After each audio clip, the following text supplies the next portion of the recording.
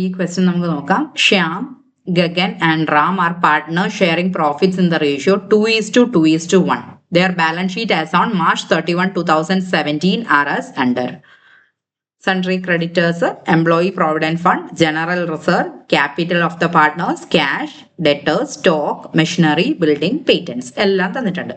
അപ്പൊ ഇതില് നമുക്ക് പാർട്ട്നേഴ്സിന് ഡിവൈഡ് ചെയ്ത് കൊടുക്കാൻ പറ്റുന്നത് ഈ ജനറൽ റിസർവ് ആണ്. ഇതിനകത്ത് തന്നിട്ടുള്ളതിൽ പാർട്ട്നേഴ്സിന് നമുക്ക് ഡിവൈഡ് ചെയ്താൽ കൊടുക്കാൻ പറ്റുന്നത് പറയുന്ന ജനറൽ റിസർവ് ആണ്. ഇതുകൂടാതെ എന്തൊക്കെ അഡീഷണൽ ഇൻഫർമേഷൻസ് ഉണ്ടെന്ന് നോക്കാം. As Gagan got a very good break at an MNC, so he decided to retire on that date, and it was decided that Shyam and Ram would share the future profits in the ratio 5:3. അപ്പോൾ ഇതില് Gagan retire ചെയ്യാൻ പോവാണ്.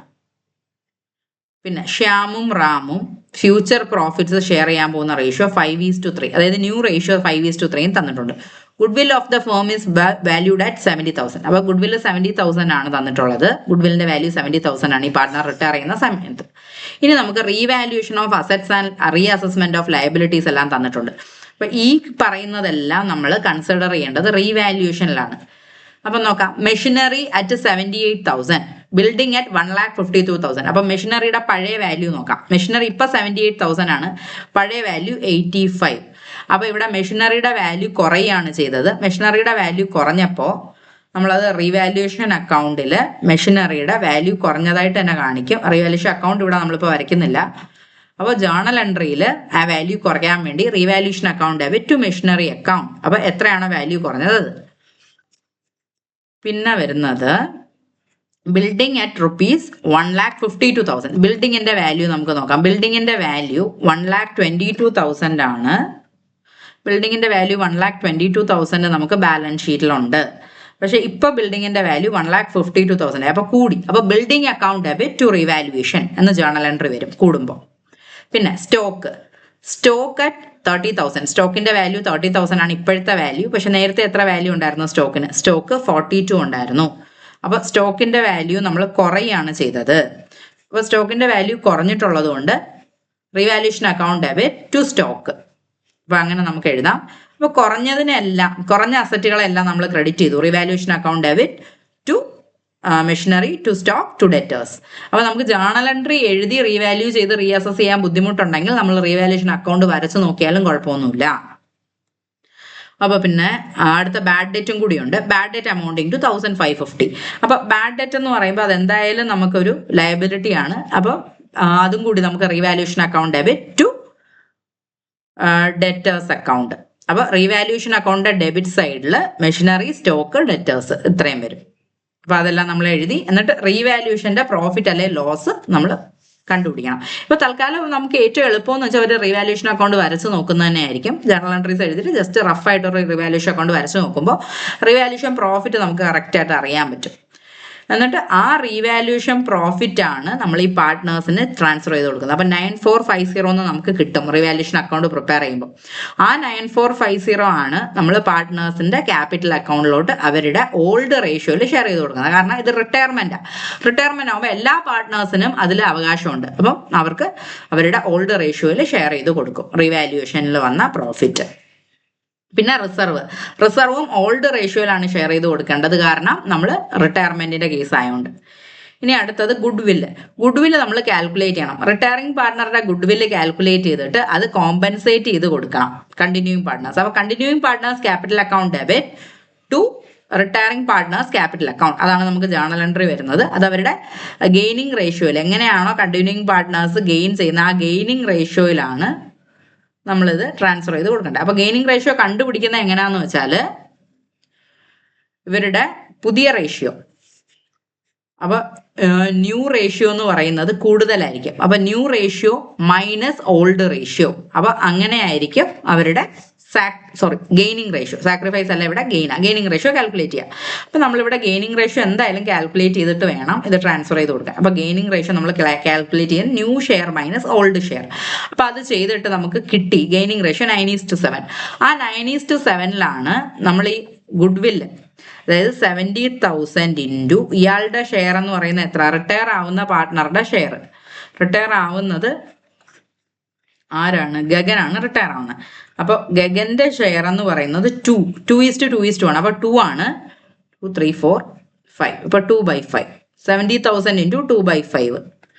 അപ്പോൾ ആ amount ആണ് നമ്മൾ എന്ത് ചെയ്യുന്നത്? ടോട്ടൽ ഗുഡ് വില്ലായിട്ട് എടുക്കുന്നത്, അയാളുടെ ഷെയർ ഓഫ് ഗുഡ് വില്ല്. അപ്പോൾ അയാൾക്ക് മൊത്തം വരുന്ന ഗുഡ് വില്ല് എന്ന് പറയുന്നത് ഈ പറയുന്ന 70,000ന്റെ മൊത്തം ഗുഡ് വില്ലിന്റെ 2/5, അതായത് 28,000 ആണ് അയാളുടെ. ആ 28,000നെ ഗെയിനിങ് റേഷ്യോയിൽ കോമ്പൻസേറ്റ് ചെയ്ത് കൊടുക്കണം കണ്ടിന്യൂയിങ് പാർട്ട്നേഴ്സ്. അപ്പോൾ 28,000 ഇൻറ്റു 9/16 അതാണ് 15,750 ശ്യാം ക്യാപിറ്റൽ അക്കൗണ്ട്. പിന്നെ റാമിന്റെ ക്യാപിറ്റൽ അക്കൗണ്ട് ആണെങ്കിൽ 28,000 multiplied by 7/16. Okay, 28,000 into 9/16 28,000 into 7/16 ഇങ്ങനെയാണ് വരുന്നത്. ഓക്കെ,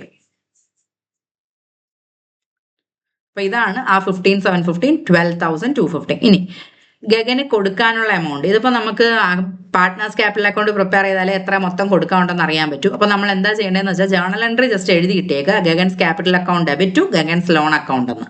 അപ്പോൾ എമൗണ്ട് പേയബിൾ ആക്കിയിട്ട് എഴുതിയിടുക, എന്നിട്ട് അക്കൗണ്ട് വരച്ച് കംപ്ലീറ്റ് ചെയ്ത് കഴിഞ്ഞിട്ട് ഈ എമൗണ്ടിനെ നമുക്ക് എടുത്തെഴുതാൻ പറ്റും.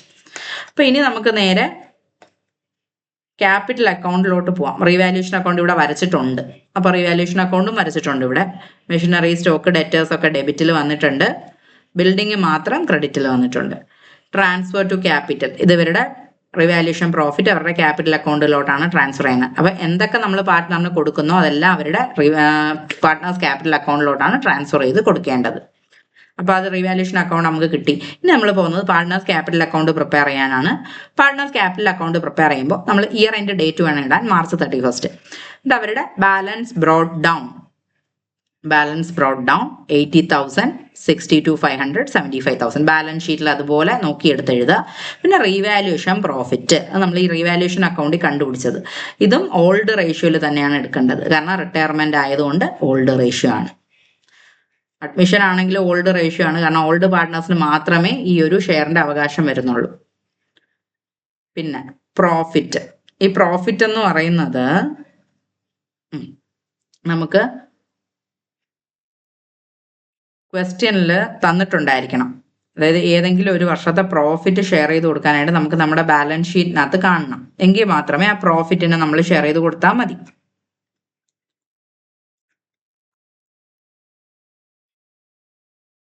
ക്വസ്റ്റ്യനിൽ പ്രോഫിറ്റിനെ പറ്റി പറയുന്നത് നമുക്കിവിടെ ജനറൽ റിസർവ് ആണ് ഉള്ളത്. ഇവിടെ ഒരു പ്രോഫിറ്റ് ഷെയർ ചെയ്തിട്ടുണ്ട്.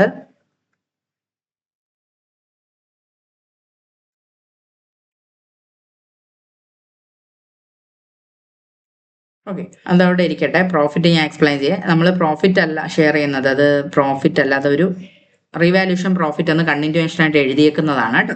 റിവാല്യൂഷൻ പ്രോഫിറ്റ് അതിങ്ങനെയാണ്. റിസർവ് ആണ് ഈ ഷെയർ ചെയ്തേക്കുന്നത് 5,800, 5,800 ആൻഡ് 2,900. അതെന്ന് പറയുന്നത് നമ്മൾ ഓൾഡ് റേഷ്യോയിലാണ് ഡിവൈഡ് ചെയ്ത് കൊടുക്കുന്നത്. ഓൾഡ് റേഷ്യോയിൽ തന്നെയാണ് റിസർവും ഡിവൈഡ് ചെയ്ത് കൊടുക്കുന്നത്.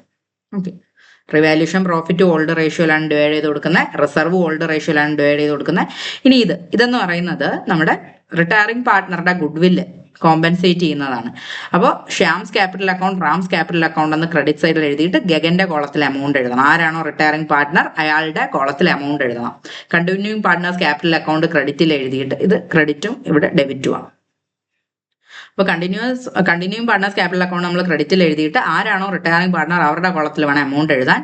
അത് കഴിഞ്ഞിട്ട് ടു ഗഗൻസ് ക്യാപിറ്റൽ അക്കൗണ്ട്, ആരാണോ റിട്ടയറിംഗ് പാർട്ട്ണർ അവരുടെ അക്കൗണ്ട് നമ്മൾ ഡെബിറ്റ് സൈഡിൽ എഴുതിയിട്ട് കണ്ടിന്യൂയിങ് പാർട്ട്നേഴ്സിന്റെ കോളത്തിൽ വേണം എമൗണ്ടുകൾ എഴുതാൻ. ഓക്കെ, അപ്പോൾ ഇത്രയും നമ്മൾ എഴുതും.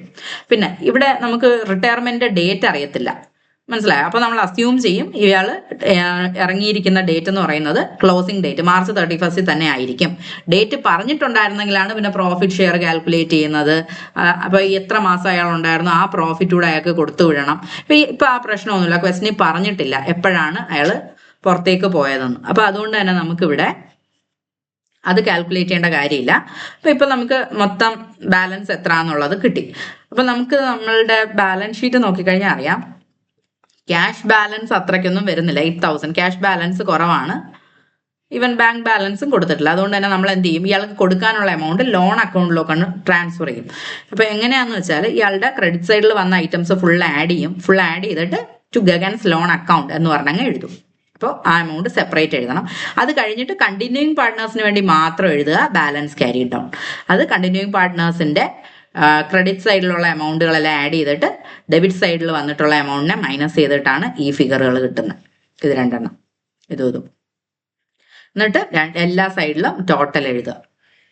ഓക്കെ, അപ്പോൾ ഏതാണോ കൂടുതലുള്ള സൈഡിൽ നിന്ന് കുറവുള്ള ബാലൻസ് മൈനസ് ചെയ്തിട്ട് എവിടെയാണോ നമുക്ക് കുറവ് വരുന്നത് എവിടെയാണ് നമ്മുടെ ബാലൻസ് ക്യാരി ഡൗൺ വരുന്നത്. ഓക്കെ, അപ്പോൾ ഇവിടെ നമ്മൾ നോക്കുമ്പോൾ ഇവിടെ എല്ലാം ക്രെഡിറ്റ് സൈഡ് തന്നെയാണ് കൂടുതൽ. അപ്പോൾ ക്രെഡിറ്റ് സൈഡ് ഫുള്ള് ടോട്ടൽ ചെയ്തിട്ട് ആ വലിയ ടോട്ടൽ വേണം നമ്മൾ രണ്ട് സൈഡിലും എഴുതി ഡബിൾ ലൈൻ ചെയ്യാൻ. ഓക്കെ, അപ്പോൾ അതെല്ലാം ചെയ്ത് കഴിഞ്ഞിട്ട് ഇനി നമ്മൾ നേരെ ബാലൻസ് ഷീറ്റിലോട്ട് പോകണം.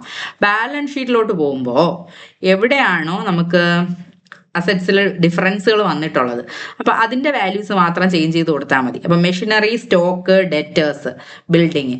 അപ്പോൾ മെഷീനറി, സ്റ്റോക്ക്, ഡെറ്റേഴ്സ്, ബിൽഡിങ് ഇത്രയും വാല്യൂസ് നമ്മൾ ചേഞ്ച് ചെയ്ത് കൊടുക്കണം. ഓക്കെ, നമ്മുടെ ആൻസറിലെ ബാലൻസ് ഷീറ്റ് ഇവിടെ തന്നിട്ടുണ്ട്. അപ്പോൾ ഇവിടെ മെഷീനറി, സ്റ്റോക്ക്, ഡെറ്റേഴ്സ്, ബിൽഡിംഗ് ഇത്രയും ഐറ്റംസിന്റെ വാല്യൂ എന്ന് പറയുന്നത് നമ്മൾ പുതിയ വാല്യൂസ് വേണം കൊടുക്കാൻ. ഡെറ്റേഴ്സിന്റെ ഇപ്പോഴത്തെ വാല്യൂ, സ്റ്റോക്കിന്റെ ഇപ്പോഴത്തെ വാല്യൂ, മെഷീനറിയുടെ ഇപ്പോഴത്തെ വാല്യൂ, ബിൽഡിങ്ങിന്റെ ഇപ്പോഴത്തെ വാല്യൂ. അപ്പോൾ എല്ലാം ഇപ്പോഴത്തെ വാല്യൂസ് വേണം കൊടുക്കാൻ. പിന്നെ ഈ എംപ്ലോയി പ്രൊവിഡന്റ് ഫണ്ട് നമ്മൾ തൊടാൻ പാടില്ല, കാരണം ഇത് എംപ്ലോയിയുടെ PF കൊടുക്കാൻ വേണ്ടിയിട്ടുള്ളത്. അത് ഒരിക്കലും പാർട്ട്ണറിന് ഷെയർ ചെയ്തെടുക്കാൻ പറ്റില്ല, അത് എംപ്ലോയിക്ക് അവകാശപ്പെട്ടത്. അതിനെ ഇൻഡാക്റ്റ് ആയിട്ട് അങ്ങനെ തന്നെ നമ്മൾ ബാലൻസ് ഷീറ്റിൽ എഴുതും. ക്രെഡിറ്റേഴ്സിനും അഡ്ജസ്റ്റ്മെന്റ് ഒന്നും ഇല്ല, അതുകൊണ്ട് അങ്ങനെ തന്നെ കൊണ്ടുവരും. പക്ഷെ ക്യാപിറ്റൽസ് കൊണ്ടുവരുമ്പോൾ ഉണ്ടല്ലോ, ശ്യാമിനും റാമിനും ക്യാപിറ്റൽ മാത്രമേ നമ്മൾ ക്യാപിറ്റൽസ് ആയിട്ട് എഴുതുള്ളൂ. കാരണം അവരുടെ ബാലൻസ് ക്യാരി ഡൗണിൽ നിന്ന് കിട്ടിയ എമൗണ്ട് ആണ് അവരുടെ ക്യാപിറ്റൽസ് ആയിട്ട് നമ്മളിവിടെ എഴുതിയിരിക്കുന്നത്. പിന്നെ ഉള്ളത് ഗഗൻസ് ലോൺ അക്കൗണ്ട്. ഗഗൻസ് ലോൺ അക്കൗണ്ട് നമ്മൾ ഗഗന്റെ അക്കൗണ്ടിൽ നിന്ന് കാൽക്കുലേറ്റ് ചെയ്ത എമൗണ്ട് ആണ് ഇവിടെ എഴുതേണ്ടത്. അത് നമുക്കൊരു ലയബിലിറ്റിയാണ്, അതുകൊണ്ട് അത് നമ്മൾ സെപ്പറേറ്റ് ആയിട്ട് ലയബിലിറ്റി ആയിട്ട് ഡിസ്ക്ലോസ് ചെയ്യണം. അപ്പോൾ ഇതാണ് ബാലൻസ് ഷീറ്റിൽ വരുന്ന ഒരു മാറ്റം. അപ്പോൾ ഇങ്ങനെയാണ് ഈ ക്വസ്റ്റ്യൻ സോൾവ് ചെയ്യേണ്ടത്. ഓക്കെ, അത് റിട്ടയർമെന്റിന്റെ ഒരു നല്ലൊരു ക്വസ്റ്റ്യനാണ്. കുറച്ച് അഡ്ജസ്റ്റ്മെന്റ്സ് എല്ലാം ഉണ്ട് ഇതിൽ. അപ്പോൾ സഫീഷ്യന്റ് ക്യാഷ് ബാലൻസ് ഇല്ലാത്തതുകൊണ്ടാണ് നമ്മൾ ഗഗന്റെ ലോൺ അക്കൗണ്ടിലോട്ട് മാറ്റിയെന്ന് ഒരു എക്സ്പ്ലനേഷനും കൂടി ഇതിൽ എഴുതിയിട്ടുണ്ട്. അത്രയേ ഉള്ളൂ.